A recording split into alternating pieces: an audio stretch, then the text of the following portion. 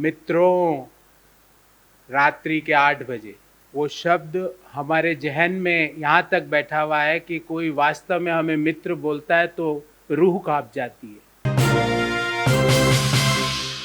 साथियों, 8 नवंबर 2016 याद होगा आपको। मित्रों, रात्रि के 8 बजे वो शब्द हमारे जहन में यहाँ तक बैठा हुआ है कि कोई वास्तव में हमें मित्र बोलता है तो रूह कांप जाती है। भारत की अर्थव्यवस्था को नष्ट करने का आज की छठी बरसी है। ये नोटबंदी की छठी बरसी नहीं है।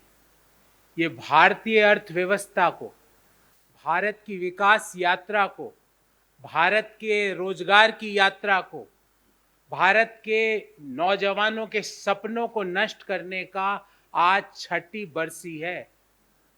आज उसकी छठी पुण्यतिथि है।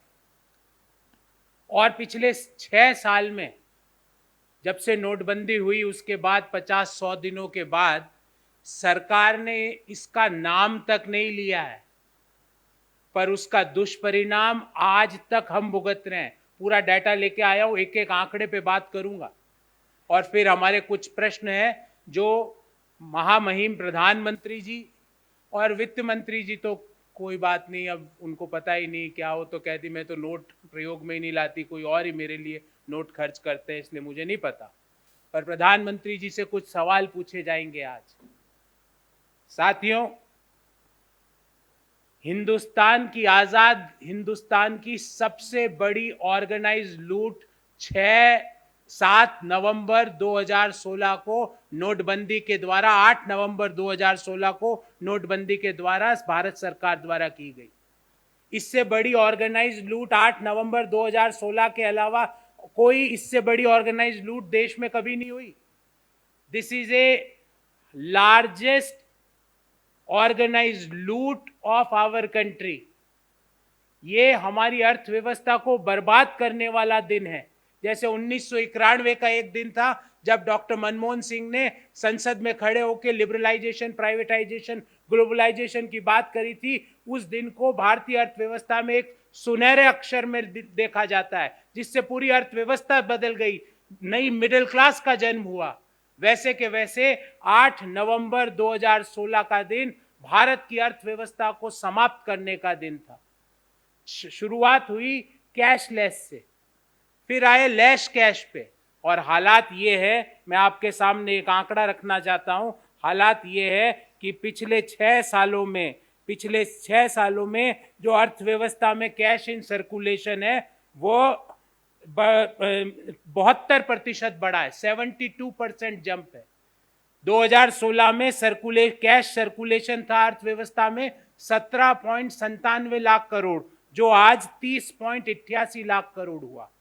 तो कैशलेस से लैश कैश होते होते कैश इन सर्कुलेशन 72% पिछले 6 सालों में बढ़ा है। फिर बात करी साहब, ब्लैक मनी आएगी। 2021 का स्विस बैंक का आंकड़ा है। 2021 में स्विस बैंक ने माना कि भारतीयों का स्विस बैंक में पिछले 14 साल का हाईएस्ट पैसा आज है। 30,500 करोड़ रुपया स्विस बैंकों में पड़ा है। ये भी सर आंकड़ा है, ये कोई भारतीय जनता पार्टी या कांग्रेस का आंकड़ा नहीं है, ये स्विस बैंक का आंकड़ा है कि भारतीयों का पैसा 14 साल के हाईएस्ट स्तर पर है। तो लेस कैश, कैशलेस, और वास्तविकता क्या, 72% ज्यादा कैश। फिर ब्लैक मनी की बात हुई, 14 साल के हाईएस्ट अमाउंट है भारतीयों का पैसा स्विस बैंक के अंदर। 15 लाख वाली बात नहीं दोहराऊंगा, उससे वो आज उनको उस पे मैं नहीं लेके जाऊंगा। फिर बोला गया करप्शन पे फाइट अगेंस्ट करप्शन इंडेक्स जो ट्रांसपेरेंसी इंटरनेशनल निकालता है, 2016 में भारत की रैंक थी 79, आज 2021 में 85। अब एक एक ऑब्जेक्टिव पे आ रहा हूं। लेस कैश, कैशलेस से 72% ज्यादा कैश। ब्लैक मनी 14 साल के हाईएस्ट पैसा स्विस बैंकों में भारतीयों का। फाइटिंग करप्शन का जो 79वीं रैंकिंग थी दुनिया में भारत की, वो आज 85 है। India's corruption rank as per the Transparency International. फिर fake notes, fake currency, Reserve Bank का आंकड़ा है साथियों, मेरा आंकड़ा नहीं है। रिजर्व बैंक ने माना कि 2021-22 में जो फेक करेंसी है, वो 500 डिनोमिनेशन के जो नोट्स हैं, वो 102% की बढ़त हुई, और 2000 के नोट में फेक करेंसी में 55% की बढ़त हुई 2021-22 में। ये रिजर्व बैंक की रिपोर्ट है। 2021-22 में 500 के नोट की फेक करेंसी में 102% की वृद्धि, और 2000 के नोट में 55% की वृद्धि। मेरा आंकड़ा नहीं है। फिर बात किया टेरर फंडिंग को हम कर्ब करेंगे। भारत सरकार का यह आंकड़ा दे रहा हूं, जो भारत सरकार ने United nation security council for counter terrorism committee को दिया कि 2022 में 2021 की तुलना में जो जम्मू कश्मीर में जो टेरर एक्टिविटीज के जो कैंप है, जो टेरर कैंप है, जो 2021 में 150 थे, वो 2021-22 में 150 से बढ़ के 225 हो गए। टेरर 150 से 225, फेक करेंसी 500 की फेक करेंसी में 102% इजाफा, 2000 के नोट में 55% इजाफा। करप्शन की रैंकिंग जो 79 थी, 79 थी 2016 में, वो 2021 में हो गई घट के 85। ब्लैक मनी 14 साल के हाईएस्ट अमाउंट है स्विस बैंकों में, 30,500 करोड़ रुपया। और कैशलेस, लेस कैश करते करते जो मनी इन सर्कुलेशन है आज इकोनॉमी में, उसमें 72% का इजाफा। और साथियों, एक पिंक कलर का 2000 का नोट था, आपको सबको याद होगा। आपसे मैं एक सवाल पूछता हूं और आपके माध्यम से समस्त देशवासियों को, पिछले 6 महीने में वो नोट किसी ने देखा? मैंने नहीं देखा, और मुझे पक्का पता आपने भी नहीं देखा होगा, क्योंकि वो जो ब्लैक मनी रखने वाले जो लोग हैं, जिनको सरकार चाहती थी ब्लैक मनी रखे, उनके पास पहुंच गया वो, हमारे पास नहीं है। और उसका आंकड़ा भी लेके आया हूं, ये भी रिजर्व बैंक ऑफ इंडिया का आंकड़ा है।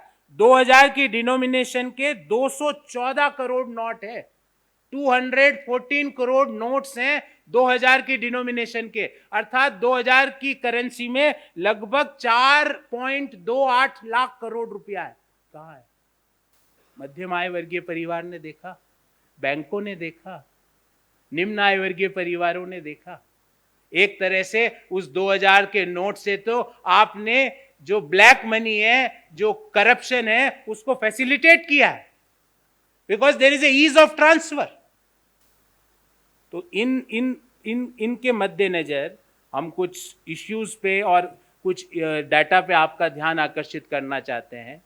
2016-17 में भारत की और ये सारा सरकारी आंकड़ा है, 16-17 में भारत की जीडीपी ग्रोथ रेट थी 8.3%, 8.3%। हंसती खेलती अर्थव्यवस्था, नौकरियां मिल रही थी, क्योंकि यूपीए 2 ने एक ऐसा robust economic model Modi ji को दिया जिसका फायदा उन्हें मिल रहा था। 8.3% 16-17 में ही नोटबंदी होती है। 17-18 में ये जो ग्रोथ रेट है वो 8.3 से घट के हो जाती है 7%। 18-19 में वो 7% से घट के हो जाती है 6.1%।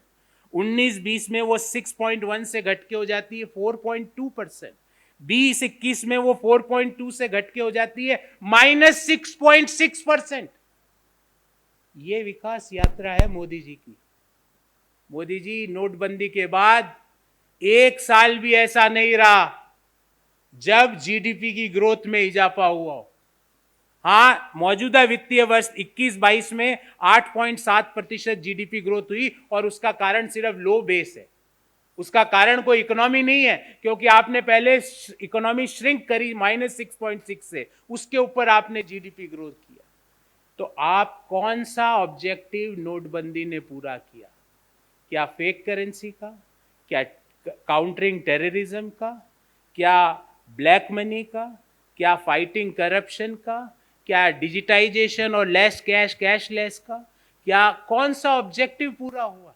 ये सारे ऑब्जेक्टिव दिए गए थे, और भारत के प्रधानमंत्री ने कहा था 50 दिन के बाद अगर कुछ मैं स्थितियां नहीं संभाल पाया, तो आप जो चाहे वो कर, हमें कुछ नहीं करना। हमें मोदी जी को कुछ भी अपशब्द नहीं बोलना, वो भारत के प्रधानमंत्री है। हमें कोई कोड़े भी नहीं मारने। उन्होंने कहा था मुझे जिस चौराहे पे बुलाओगे वहां आ जाऊंगा, नहीं बुलाना। मोदी जी आप प्रधानमंत्री हो, हमें कोई चौराहे पे नहीं बुलाना। पर एक व्हाइट पेपर तो निकाल के बोलो कि 6 साल में नोटबंदी ने देश को क्या दिया, क्या पाया। अगर ये जो मैंने एक तथ्य भी इसमें 0.01% भी गलत बोला है मोदी जी, तो आप मुझे जिस चौराहे पे बुलाओगे मैं आऊंगा कोड़े खाने। पर कम से कम बताओ तो सही कि आपने क्या पाया, क्या इस नोटबंदी से क्या देश ने पाया। क्यों आपका कोई मंत्री, आपकी सरकार का कोई नुमाइंदा नोटबंदी तक का नाम नहीं लेता। अरे इंडिया गेट पे आपने तो मेला लगाया था पहले साल में। हम आज इंडिया गेट पे जाके उस मेले में शरीक होना चाहते हैं, क्योंकि उस मेले के कारण, आपके गलत निर्णय के कारण भारत की जो बेरोजगारी की दर है वो आज भी 7.7% पर है।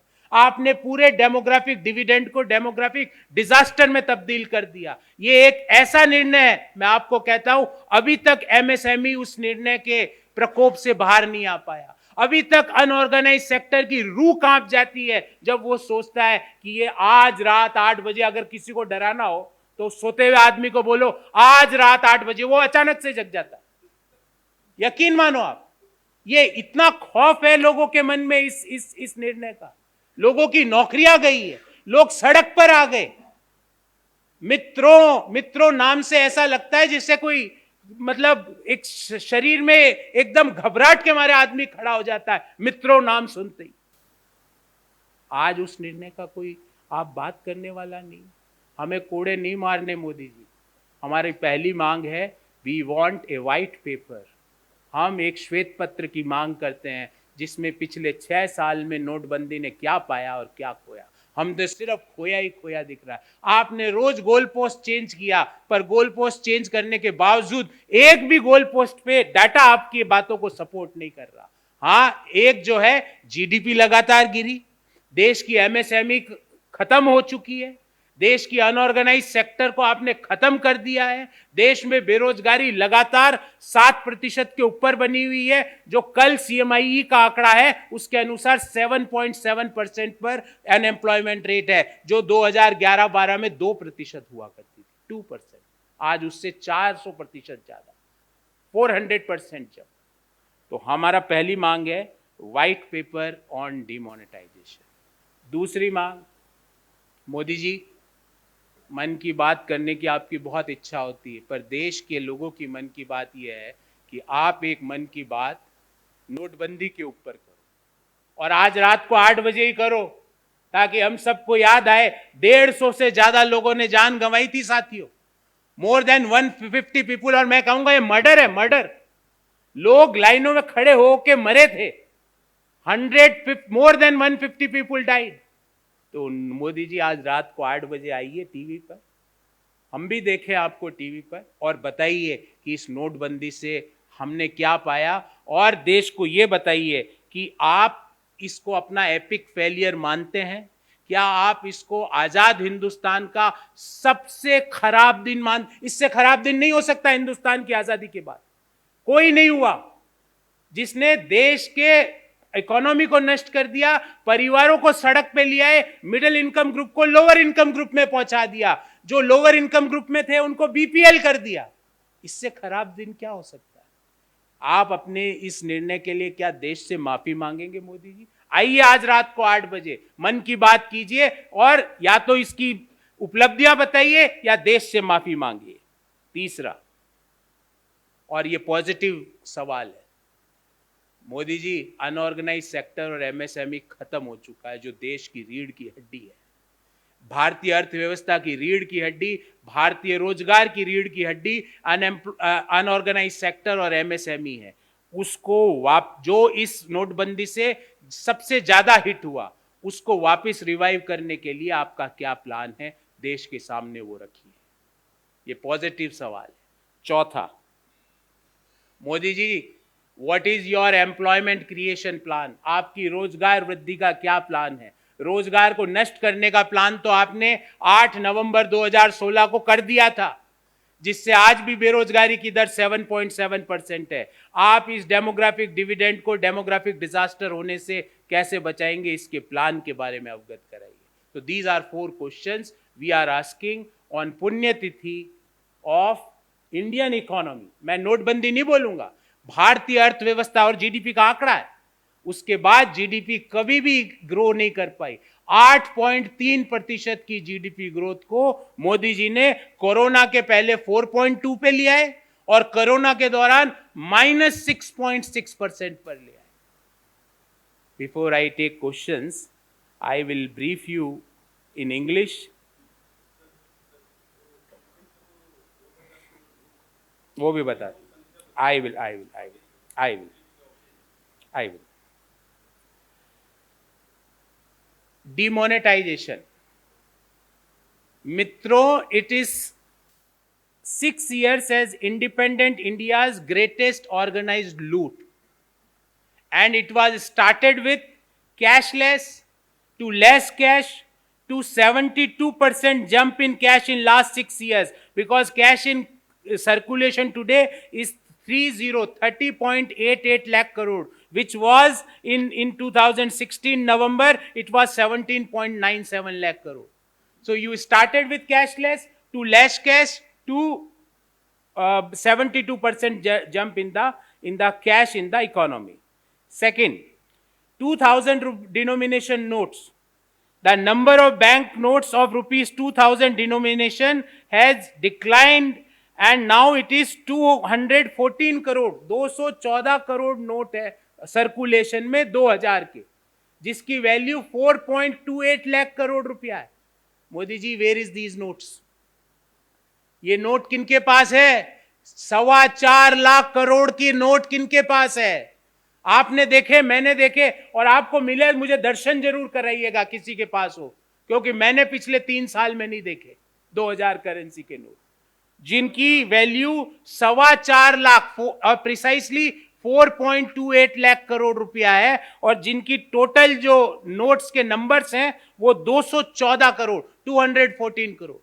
Number 3, you gave an objective of black money, controlling black money. As per the Swiss banks, the money of Indians in Swiss bank is at a 14-year highest, and which is right now 30,500 crore rupees. Swiss बैंकों में भारतीयों का पैसा 14 साल के अधिकतम स्तर पर। Fourth, you gave a fourth object because every day you used to change the goal post. The fourth goal post, fighting corruption. India's corruption rank was 85 in 2021, which was 79 in 2016. So our corruption ranking is also deteriorated. The money in circulation increased. The black money in Swiss bank had increased. Now coming to the fake notes, fake currency. As per Reserve Bank of India's report, the 500 denomination fake notes in 21-22 rose by 102% and 2000 denomination notes increased by 55%. As per Reserve Bank of India, counterfeit notes recorded a 10.7% uptick in 2021-22 in total, with 500 denomination fake notes rising by 102%. 500 के note 21-22 में, नकली note पिछले साल की तुलना में 102% बढ़े हैं। 2000 के नोट 21-22 में पिछले साल की तुलना में 55% बढ़े हैं। This is reserve bank of India's report, current report. So this objective is not achieved. Then coming to curbing the terror funding, India informed the United Nations Security Council's Counter-Terrorism Committee that there is a increase in cross-border terror activities and in J&K since the end of 2021. Committee informed that there were terror camps of 150 numbers in 2021. In September 22, this had increased from 150 to 225. जो जम्मू कश्मीर में terror camp थे, जो 2021 में 150 थे, वो 2022 सितंबर तक बढ़ के 225 हो गए। ये भी ऑब्जेक्टिव पूरा नहीं हुआ। Modi ji, what objective you had serve? And the GDP story, as per the Government of India data, in the year when the demonetization was done, that is in FY 16-17, the GDP growth rate of India was 8.3%. In 17-18, it got reduced from 8.3 to 7%. 8.3 से 7% हो गया. In 18-19, 7% further reduced to 6.1%. In 1920, 6.1 further reduced to 4.2%. In 2021, 4.2 further reduced to minus 6.6%. And in the previous financial year, it had increased to 8.7% precisely due to the low base factor. Because during Corona, there is a shrunk in the Indian economy by 6.6%. So because of low base, it got increased to 8.7%. So GDP is consistently falling post demonetization. The terror activities are consistently increasing post demonetization. Fake notes are increasing post demonetization. India's corruption index is deteriorating post demonetization. Black money is 14-year highest in Swiss banks. People talking about cashless, less cash. Reality is that the money currency in circulation had increased by 72% in last 6 years. Modi ji, what we had achieved by this demonetization? Only one thing: highest unemployment, finishing the MSME sector forever, finishing the unorganized sector forever. Had we achieved this? In this regard, you promised that black money will come, but instead of black money, poverty had come into India.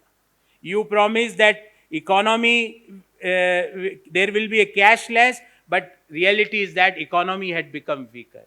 You promised that small terrorism will be finished, but reality is that small businesses and jobs got finished.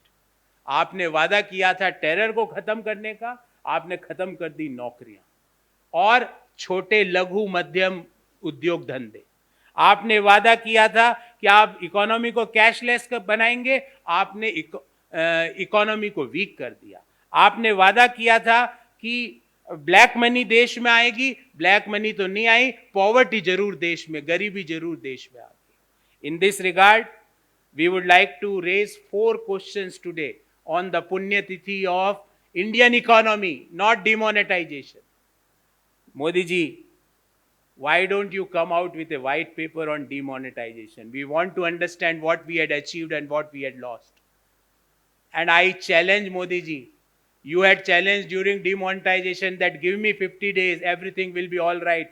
More than 150 people died standing in the lines, standing in the queues during the process of demonetization. But I challenge that if I had made any data wrong, then you whatever punishment you decide for me, I will bear that punishment. But Modi ji, please accept my request. We don't want to punish you because you are a prime minister of our great country. But you please come out with a white paper of demonetization. Second, that Modi ji, please accept that demonetization was the epic failure that led to the fall in the economy. And to discuss all this, let's have Mann Ki Baat today at 8 p.m. And please start with your chir parichit andaz. Mitron, aaj raat 8 baje se. Please start with that. We want to hear from you. Third, what is the plan, Modi ji, for unorganized sector and MSMEs who had suffered and who had not come out of the mess in last 6 years also? What is the plan of Government of India to take MSMEs and unorganized sector from the problems which they had encountered post demonetization? Last but not least, Modi ji, post demonetization, there is a consistent high level of unemployment in the economy. What is your plan to create employment in the economy? What is your plan to stop transmitting or changing India's demographic dividend to demographic disaster? We want to listen from you, Modi ji. Please come today, 8 p.m. Please address the nation on this Punyatithi, because we want to know that what we had achieved and what we had lost in this particular last 6 year post demonetization. So friends, I am open for questions if you have any, first of all on the subject, and thereafter we can take few other questions also.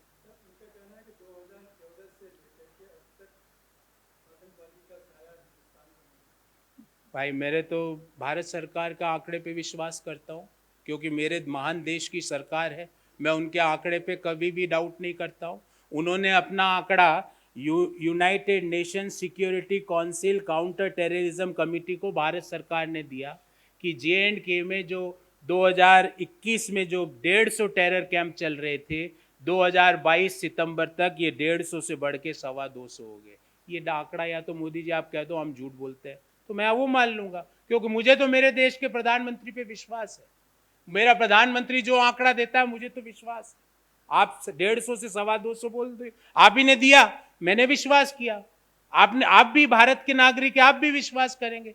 हम तो विश्वास करते हैं। हमने तो ये भी विश्वास किया कि 50 दिन बाद सब स्थितियां ठीक हो जाएगी। पर हम मोदी जी आपको कोई भी भला बुरा कोई कुछ नहीं कहेगा, मैं गारंटी लेता हूं, क्योंकि मेरे देश के प्रधानमंत्री के खिलाफ मैं कुछ नहीं सुनूंगा। आपको कोई कोड़े नहीं मारेगा, मैं गारंटी लेता हूं। आपने कहा था मुझे जिस चौराहे पे बुलाओगे वहां मैं आ जाऊंगा, नहीं, हमें नहीं बुलाना आपको। आप अपने घर में ही रहिए, घर में बैठ के आज रात को 8 बजे मन की बात कीजिए और बताइए देश को कि हमने 6 सालों में क्या पाया, क्या खोया इस नोटबंदी के बाद। बताइए देश को कि हमारे देश का MSME क्यों संपूर्ण रूप से नष्ट हुआ। बताइए देश को कि क्यों बेरोजगारी नोटबंदी के बाद एक विकराल समस्या बन गई। बताइए देश को कि क्यों अनऑर्गेनाइज सेक्टर जो भारत की अर्थव्यवस्था की रीढ़ की हड्डी हुआ करती थी वो आज संपूर्ण नष्ट क्यों हो गई। ये इन सवालों का जवाब दीजिए। और आपने 6 ऑब्जेक्टिव बोले थे, black money, terrorism, fake currency, cashless, corruption, इन 6 ऑब्जेक्टिव्स में से कौन से ऑब्जेक्टिव में आपने क्या सफलता पाई। मैंने आपको 6 का आंकड़ा दिया मोदी जी।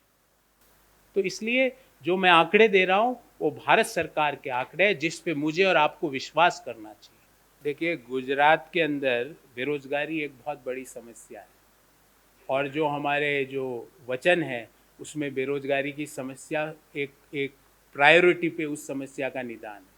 क्योंकि गुजरात में एक और समस्या है, या तो वहाँ पे सरकारी भर्तियाँ निकलती नहीं है, निकलती है तो परीक्षा नहीं होती, परीक्षा हो जाती है तो पर्चा लीक हो जाता है, पर्चा लीक नहीं होता तो उसका रिजल्ट नहीं आता, रिजल्ट आ जाता है तो उसका अपॉइंटमेंट लेटर नहीं आता, अपॉइंटमेंट लेटर आ जाता है तो उसकी ज्वाइनिंग नहीं होती है।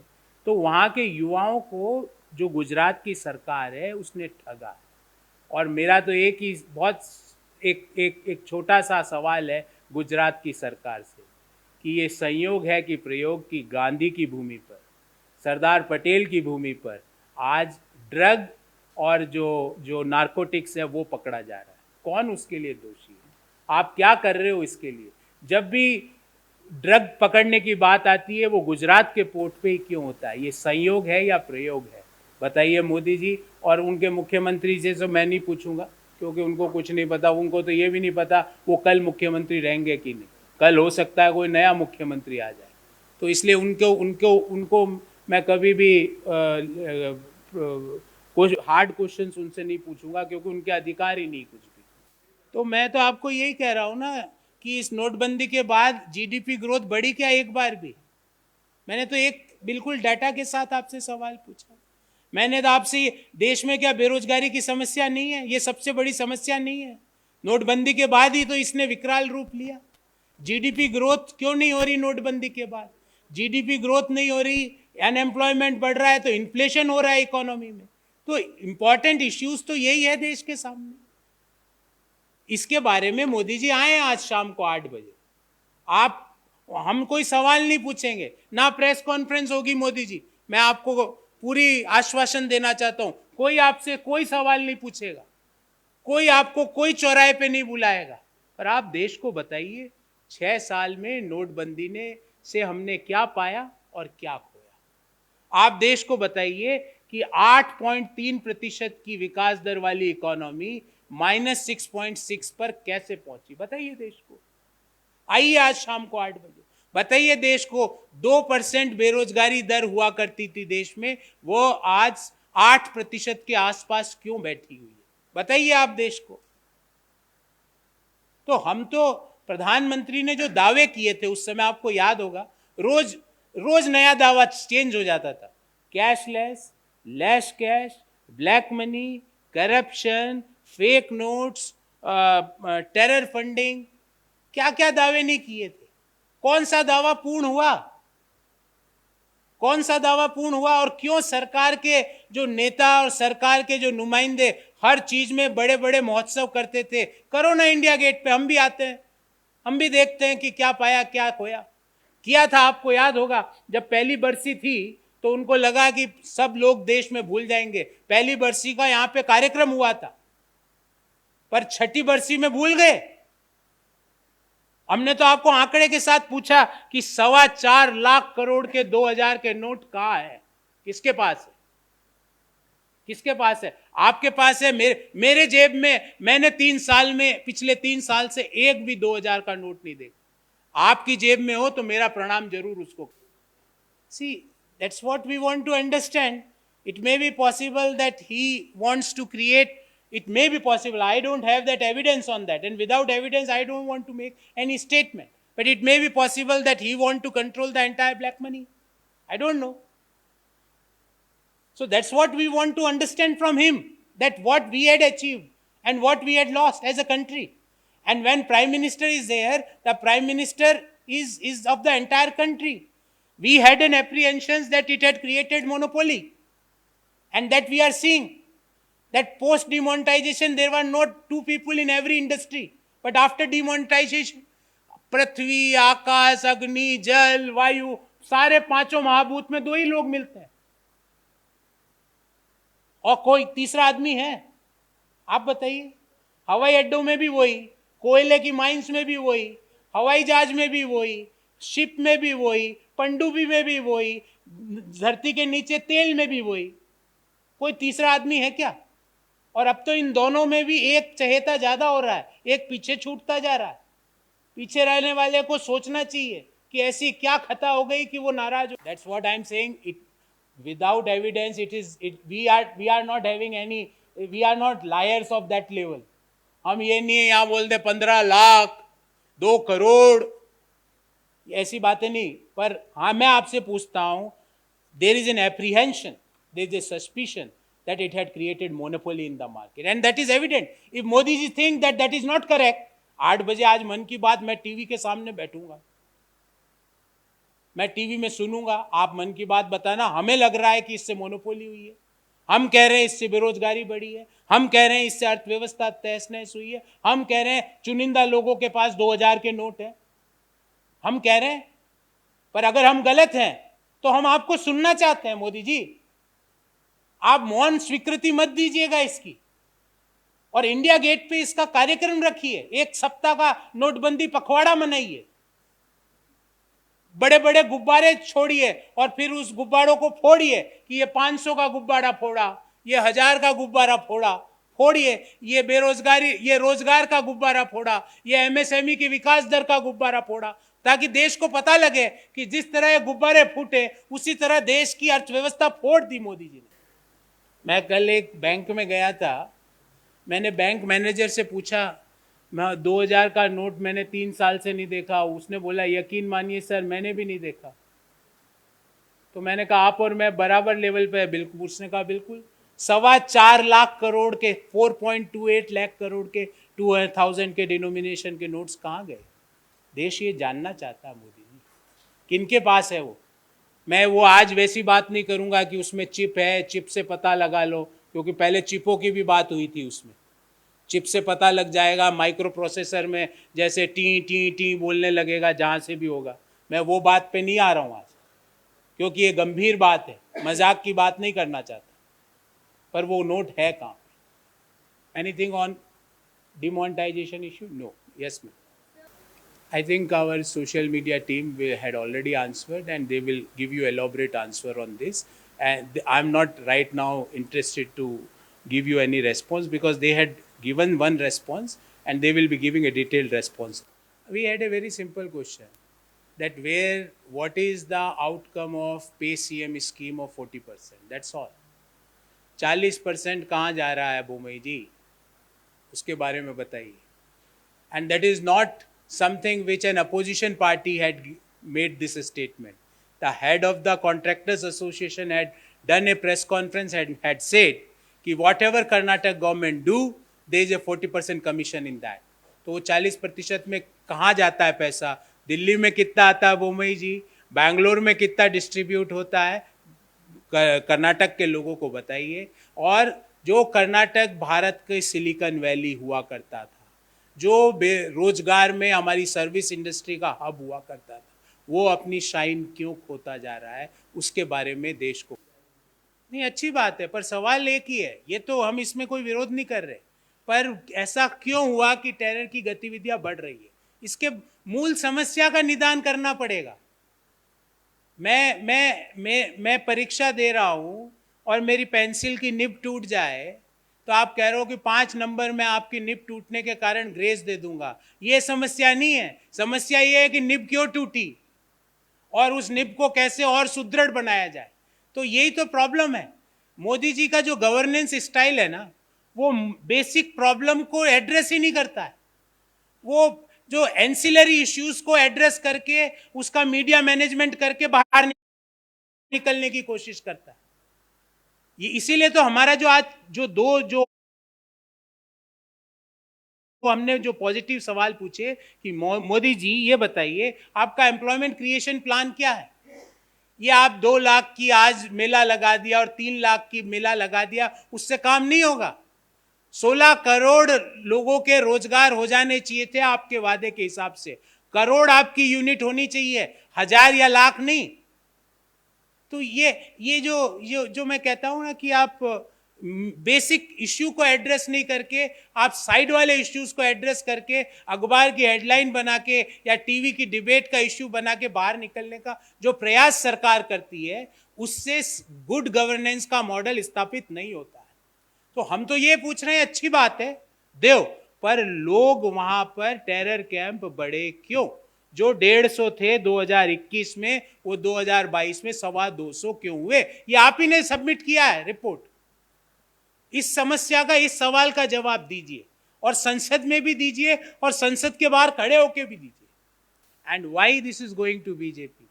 There are various evidences. Various American based companies time and again had given as per their SEC filing that they had given bribes to the government of India and government of India officials. Had Modi government had investigated, US में securities and exchange commission की filing में American companies ने लिखित में ये accept किया है कि उन्होंने घूस दी है भारत सरकार को और भारत सरकार के अधिकारियों को. क्या मोदी सरकार ने, ईडी ने, सीबीआई ने, एसएफआईओ ने, इनकम टैक्स ने उसका स्वतः संज्ञान लेके कोई कार्यवाही चालू की? And coming to your basic question that we have to think that why 65 to 75% of money which is coming as an inflow from issuance of electoral bond, why it is going to only one party, that is Bharatiya Janata Party? That is the basic question which Modi government should answer. कि ऐसा क्या है, क्यों कंपनियां उन्हीं को देती है? ऐसा क्या रिश्ता है कि उन्हीं के नाम के बॉन्ड, उन्हीं को बॉन्ड इश्यू करके दे देती है? That is what we want to understand.